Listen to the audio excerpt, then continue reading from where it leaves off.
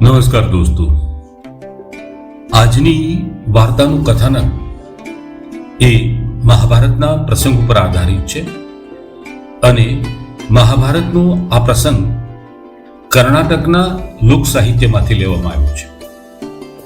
દોસ્તો, પાંડવ અને કૌરવો કુરુક્ષેત્રના મેદાનમાં યુદ્ધ માટે તૈયાર હોય છે.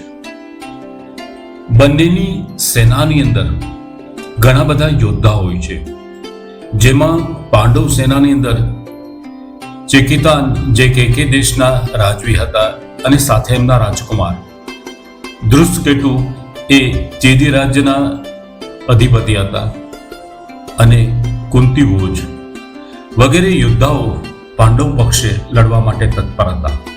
એવી જ રીતના કૌરવને પક્ષની અંદર રાજા સુશર્મા, કૃપાચાર્ય, બૃહદ, રાજા શ્રુતાયુ, શલ, કંબોજ વગેરે મહારથીઓ એમના પક્ષે પણ હતા.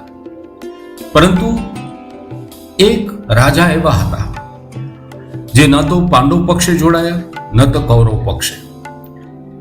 એમનું એક સરસ મજાનું વિઝન આ લોકકથામાંથી પ્રસ્તુત થાય છે. એમનું કહેવાનું એ હતું કે હું યુદ્ધ ક્ષેત્રમાં આવ્યો છું એટલે હું પાછો તો નહીં જાઉં. જો હું પાછો જાઉં તો મારો ક્ષત્રિય ધર્મ લાજે. પરંતુ મને એટલી ખબર છે કે બંને ભાઈઓના યુદ્ધમાં પરાજય બંનેનો થતો હોય છે. કોઈ પણ ભાઈ ક્યારેય વિજેતા થતો નથી હોતો.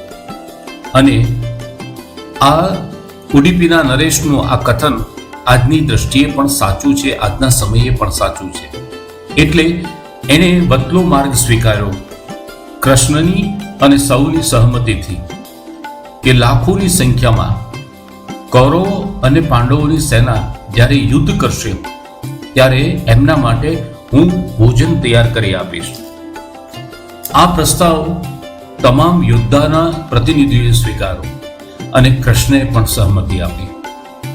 અને રોજ યુદ્ધની અંદર એ પોતે સટીક ભોજન બધા યોદ્ધાઓને આપતો. ઉડીપી નરેશનું આ ઉત્તમ કાર્ય અંતે બને છે એવું કે મહાભારતનું યુદ્ધ જ્યારે પૂર્ણ થાય છે ત્યારે ધર્મરાજ યુધિષ્ઠિર એ ઉડીપી નરેશને પૂછે છે કે હે રાજન, આ યુદ્ધની અંદર મારી અંદર એક પ્રશ્ન ઉભો થયો છે. લૌકિક દ્રષ્ટિએ યુદ્ધમાં અમે વિજેતા થયા છીએ અને તમારું વિધાન પણ એટલું જ તથ્ય છે કે ભાઈઓના યુદ્ધની અંદર ક્યારેય કોઈ વિજેતા થતું નથી હોતું, બંને પક્ષે પરાજય જ થતો હોય છે. પરંતુ એક પ્રશ્ન મને સમજાતો નથી કે તમે આવડી મોટી સેનાની રસોઈ કરતા, તમારી સાથે તમારું સૈન્ય બળ રસોઈ કાર્યની અંદર જોડાયેલું હતું, પણ અનાજનો એક દાણો પણ ક્યારેય બગડતો ન હતો, ક્યારેય કોઈ અનાજ વધતું ન હતું, રસોઈની કોઈ સામગ્રી ઘટતી ન હતી, તો તમે આ માપદંડ કેવી રીતના નક્કી કરતા હતા? ત્યારે એ સરસ મજાની વાત કરે છે કે જ્યારે બંને પક્ષની અંદર આમ જોઈએ તો કૃષ્ણ ક્યાંય પણ ન હતા, પણ છતાં કૃષ્ણ સર્વસ્વ છે.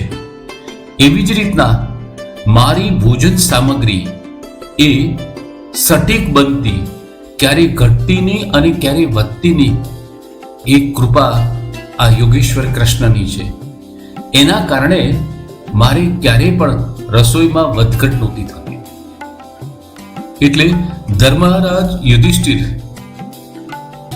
ઉડીપી નરેશને કહે છે કે હે રાજન, આ વાત થોડી વિસ્તારથી કહો, હું આ વાતને બરોબર સમજી ન શક્યો.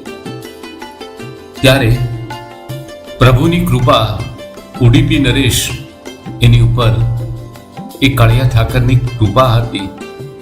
એમના દિવ્ય સંકેતો એ યુદ્ધ પહેલા ઉડીપી નરેશ સમજી ગયા હતા. રોજ રાત્રે ભોજન બાદ કૃષ્ણ મગફળીના દાણા ખાતા અને આ મગફળીના દાણા જેટલા ખાતા એના ગુણાંકમાં સૈનિકો વીરગતિને પામતા. આ રહસ્ય બધાની વચ્ચે ઉડીપી નરેશ ઉદ્ઘાટિત કરે છે કે હું રોજ કાળિયા ઠાકરને જ્યારે મગફળીના દાણા દેવા જતો ત્યારે એ 50 મગફળીના દાણા ખાય, એનો મતલબ કે આવતીકાલે 50,000 યોદ્ધાઓ એ કાળની અંદર ગર્ક થઈ જવાના.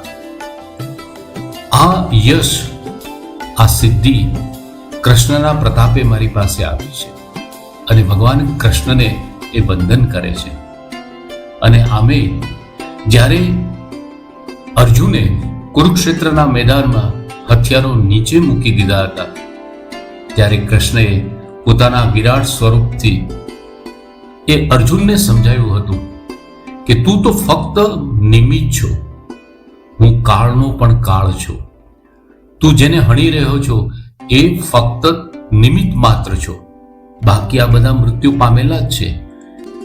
આ દિવ્ય સંકેતો ઉડીપી નરેશને પણ મળ્યા હતા. અને વાસ્તવમાં હું અને તમે સૌ ફક્ત નિમિત્ત છીએ. નિમિત્ત હોવા છતાં ક્યારેક ક્યારેક કરતા ભાવ આપણી અંદર જાગૃત થાય છે અને હું કરું છું એ ભ્રમની અંદર આખી જિંદગી પસાર થાય છે. વાસ્તવમાં કૃષ્ણ નિર્મિત અથવા તો એ પરમ તત્વ નિર્મિત સમગ્ર આયોજન થયેલું જ હોય છે.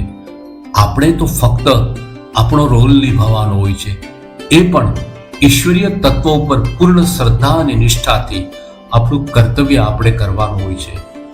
ઉડીપી નરેશે એક કર્તવ્ય કર્યું અને સાથે સાથે નિષ્પક્ષ રહી એક એવો માર્ગ પસંદ કર્યો કે જે એ યુદ્ધમાં પણ ન જોડાણા અને જેટલા યોદ્ધા હતા એ યુદ્ધ ક્ષેત્રની અંદર એમને અન્નનો યજ્ઞ કરી અને બધાની જઠરાગ્નિ એને પૂર્ણ કરી.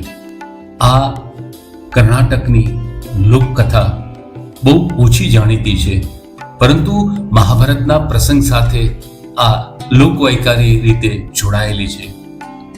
આ કાળ, આ મહાકાળ કે કાળનો કાળ કૃષ્ણ એ દુનિયાનું નિર્માણ કર્યું છે અને એનું અસ્તિત્વ ક્યાં સુધી છે એ દૂરી સંચાર એ પરમ કૃપાળુ પરમાત્માના હાથમાં જ છે.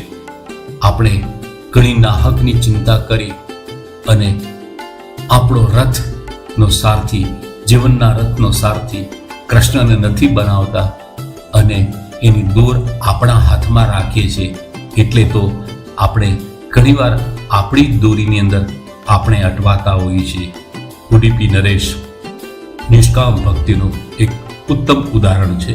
ધન્યવાદ.